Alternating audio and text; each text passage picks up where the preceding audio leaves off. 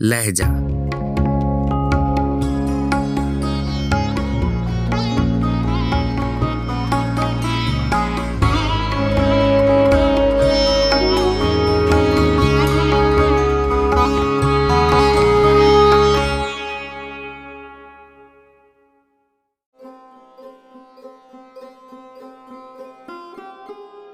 गजल गुलाम भीख नारंग, आवाज़ो पेशकश राहिल फारूक।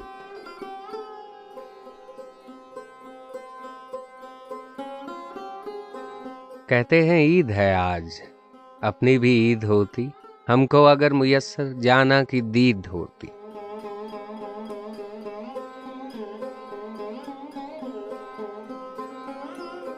कीमत में दीदे रुख की हम नकदे जां लगाते, बाजार नाज लगता दिल की खरीद होती।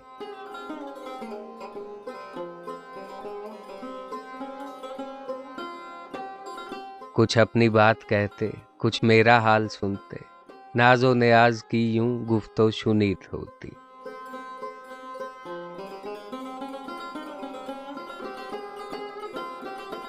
जलवे दिखाते जाते वो तर्ज़े दिलबरी के, और दिल में यहाँ हवाए नाज़े मजीद होती।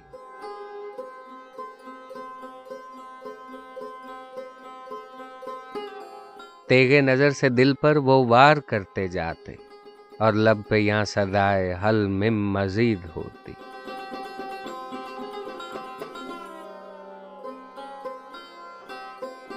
अबरू से उनके गमज़ा तीरे अदा लगाता, ये दिल कतील होता, ये जान शहीद होती।